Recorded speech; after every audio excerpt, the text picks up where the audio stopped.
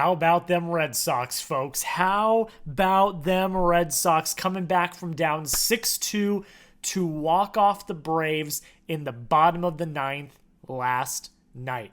We're going to recap everything you need to know about that game. Plus, we've got the latest Red Sox injury news around Walker Buehler, Richard Fitts, and more. And to start off the show, we're going to talk about Kristian Campbell playing first base. And does that open up a spot for Marcelo Mayer? Before we get into the video, we are 15 subscribers away from our next goal of 1,800 subscribers. And I know for a fact that more than 50% of the people that watch these videos are not subscribed. If you're part of that 50%, change that. Hit that subscribe button. We've got daily videos around the Boston Red Sox, the latest news, rumors, recaps, injury news, everything you need to know surrounding the Boston Red Sox, we have right here. So hit that subscribe button right now and join the family. Let's talk about Kristian Campbell and Marcelo Mayer and what could potentially be happening down the pipe to get one of these top prospects up to Major League Baseball. So Kristian Campbell, it finally happened. There was rumors and speculation and people talking about the potential of Kristian Campbell being the one to move over to first base because he's got that versatility, because Chad Tracy down in Worcester said he felt comfortable putting him anywhere that wasn't catcher. So there was speculation and rumors around Kristian Campbell playing first base, although never officially confirmed that that was in the plans. Well, on Friday, before the series opener, Kristian Campbell started taking reps at first base. He did it again last night before the game as well. He is getting work at first base, and it seems like that might be a route the Red Sox want to take. I have a bunch of quotes here that I'm going to get into, but another reason why this is interesting, because you'd think the obvious move then is Kristian Campbell to first, bring up Marcelo Mayer. Marcelo Mayer is your second baseman. Well, Jack, has he played second base? Has blah, blah, blah, blah, blah. Marcelo Mayer started at second on Friday on top of Kristian Campbell getting reps at first. And that is only his fifth start at second. So it begs the question, now why is that? I'm gonna hit the Windhorst here. Now, why is that? Why are they starting to give Kristian Campbell reps at first and then on the same night have Marcelo Mayer start at second where he doesn't usually start? Why is that? Let's get into some of these quotes. We're going to get the quotes from Alex Cora first. Then we will get the quotes from Kristian Campbell, which were kind of interesting. I'm not going to say it. But this is what Alex Cora had to say. He said, we're looking for options. Obviously, we're getting Romy probably at the end of the week, early next week, but just introduce him to first base, see how it goes. That's where we're at. And then someone asked him, how long might it take until he, gets playing time at first base? He said, the process started, right? It can take 10 days, 15 days, a month, 2 months, but we started the process and introduced him to first. So yeah, I mean, I really, this is a great move because Campbell, again, Tracy down in Worcester, manager of the Woo Sox, said he feels like Campbell could play any position that is not catcher. And this is like the one position that he has not gotten a lot of time at. With Campbell hitting the ball, being a valuable prospect in this system, instead of platooning him into the outfield, keep him in the infield. And you're already on the right side of the infield. You already play second base. So it seems like it's you're just shifting over a little bit. Now, it's easier said than done. There's more that goes into it. The nuances of first base are different than any position on the field. But if you can get him in that rhythm, if you can get him comfortable, it makes perfect sense because then you open up that second base spot for the number 2 prospect in your system, Marcelo Mayer, who has been killing it so far in AAA to start the season.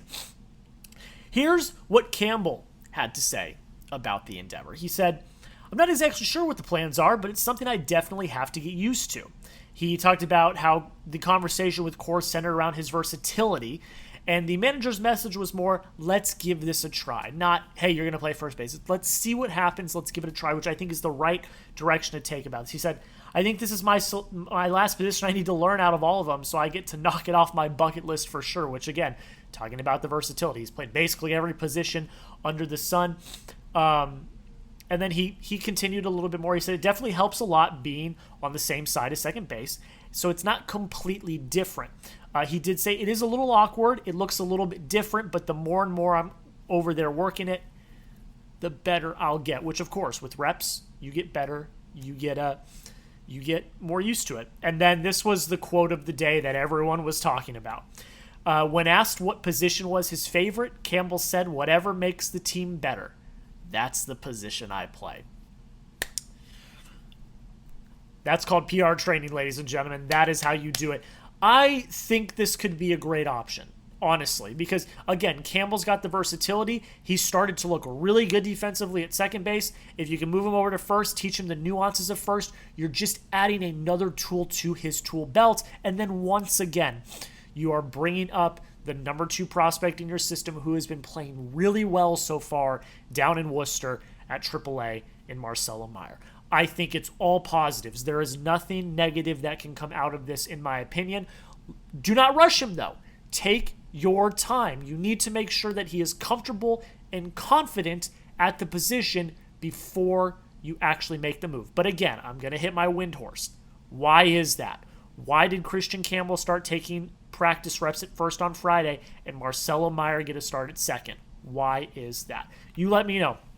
Will Marcelo Mayer get called up before the All-Star break? Type Y for yes if you think he will. Type N for no if you think he will not. Go down below in the comments. Let your voices be heard. And let me know down below. Let's get into some injury news real quick, and then we're going to talk about the Red Sox.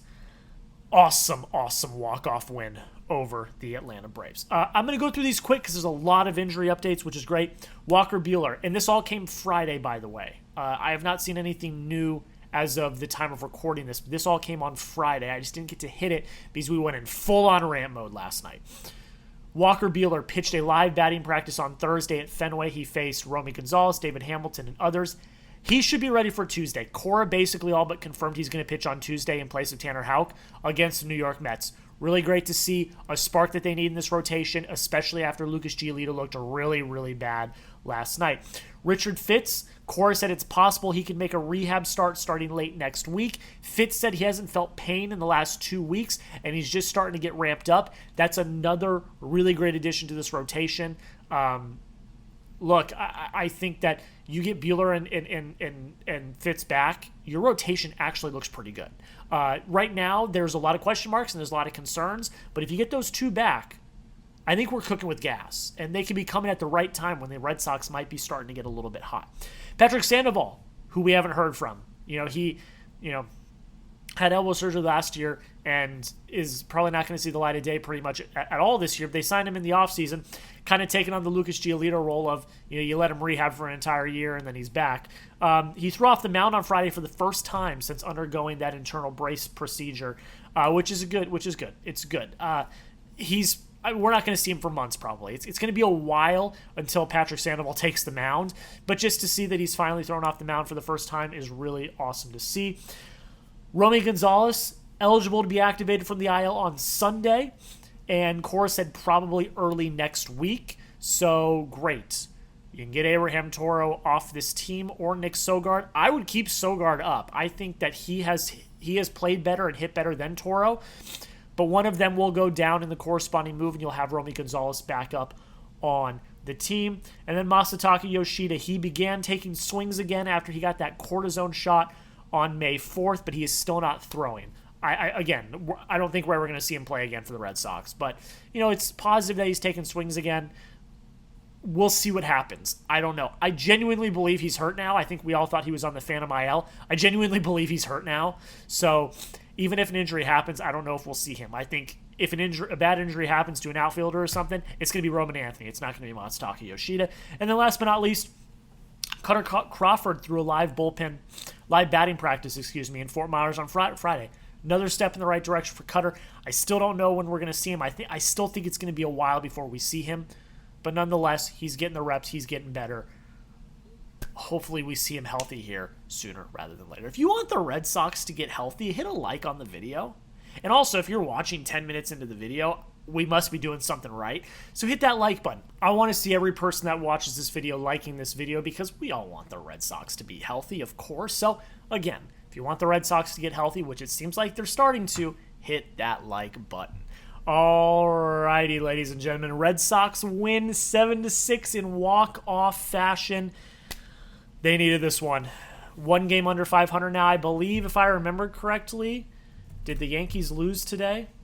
The Yankees lost today. So you pick up a game on the Yankees.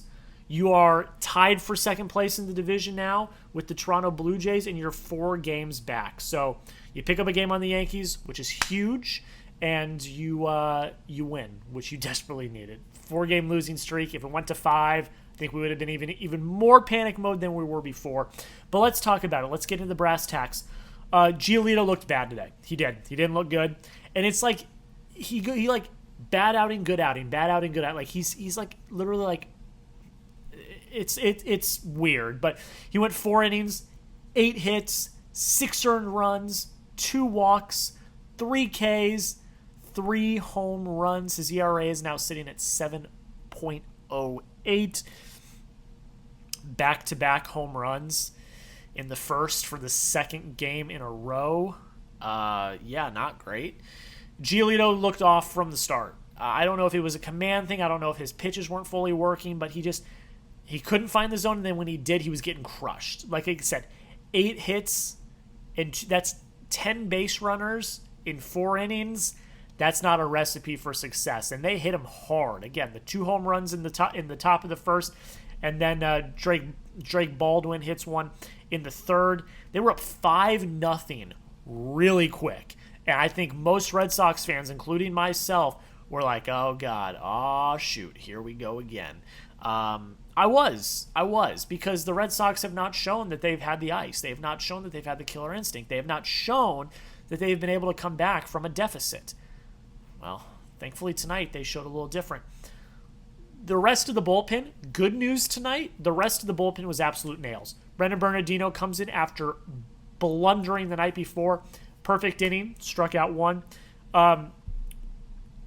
Nick Birdie comes in after making his debut the night before. 2 innings, this was big. 2 innings, 4 hits, 1 walk, 1 K, no runs. He looked really good tonight, and that's really great to see. I think he should stay. He doesn't have any options, so he has to stay on the big league roster, and I think that's a good thing because he's pitching really well. Garrett Whitlock comes in, and I know everyone, myself included, was very tense when Garrett Whitlock came into this game. He looked great. 1 inning, 1 walk, didn't give up any runs. He looked good. He got out of it unscathed, which is all you can ask for. That helps with the confidence. That helps with the momentum. Because, of course, we want Whitlock to be successful. I know that we've been crapping on him and talking bad about him because he hasn't pitched well. But we want him to get the confidence back. We do not want him to continue to snowball. So to come out and have a perfect inning against a good Braves lineup, that's what he needed. I'm very happy that happened. And then Aroldis Chapman comes in the 9th. 1 hit, 1 walk, 3 Ks, gets the win, and the Sox win it in 9. Go down below in the comments. Grade Lucas Giolito's outing for me. A, B, C, D, or F. I got to give it a D. An F, maybe. I mean, he didn't look good. He didn't look good. He didn't. And most of his runs came on the home run. I get it. So it's just really, in that case, it's a few pitches, but he had 10 runners on in 4 innings. It was a bad outing. Just call a spade. It is what it is. The key part of this, though, is that the Red Sox picked him up, which was really great. So you graded A, B, C, D, or F. Grade Lucas Giolito's outing tonight. How about them Sox, man? They needed this win so bad. And everyone contributed except for Kristian Campbell and Wilyer Abreu, which is great. Trevor Story had a hit tonight. He had a walk. Jarren Duran, one of the heroes of the night, he went 2 for 5. He had 4 RBIs, including a 2-run home run when you desperately needed it. And then he had the 2 runs late in the game to tie up the ball game as well. Jarren Duran is getting hot, and that is bad news to everyone else in the league because he has struggled mightily this year, but he is getting hot. He has looked good over the last few games, And that is something that you don't want to see if you are the rest of the league. Rafael Devers, another hero of the night. 3 for 4, 2 runs, 2 RBIs. He had a walk. He did strike out once, but he had the walk-off home run in the bottom of the ninth. Absolute nuke to end the game. His first ever walk-off home run, which was absolutely electric. Bregman was fine, 1 for 3. Trevor Story got a hit tonight. He has started low-key. I know we've been crapping on him. Low-key, if you look at the stats, he's starting to come along slowly but surely. So I'm hoping that he's starting to get out of that slump a little bit and try to get out of it, which would be really key. Abraham Toro, Carlos Narvaez, Cedon Rafaela all got hits in this game. You only struck out 6 times. You got 10 hits. You scored 7 runs. You walked 4 times. They had really great approaches at the plate. It felt like they really knew what these pitchers were going to do for the Atlanta Braves. Once the starter got out of the game, they got going. They scored. So at one point, they were down 6-2. They were down 6-2 going into the 7th inning. They scored 2 in the 7th to make it 6-4, 2 in the 8th to make it 6-6 to tie it up, and then hit the walk-off home run in the 9th. They've not done that this year. They've been really hot at the beginning of games, and then they've completely gone ice cold at the end of games.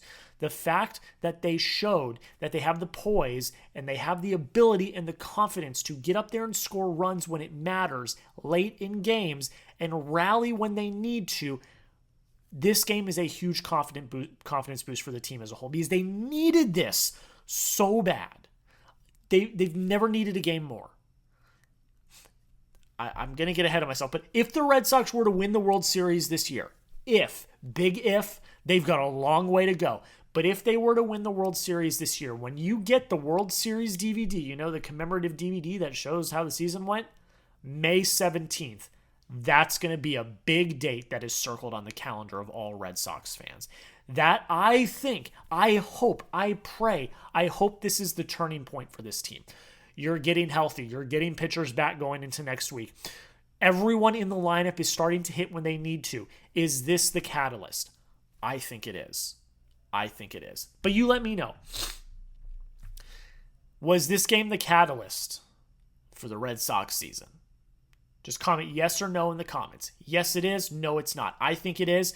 I think this game is a catalyst. I'm hoping and praying that they're going to start to heat up, win this series, go on and play the Mets, beat them, and then you're playing a really bad Orioles team, which just fired their manager yesterday. So you let me know, is this the catalyst for the Red Sox? Yes or no down below. That's where we're going to end it, guys.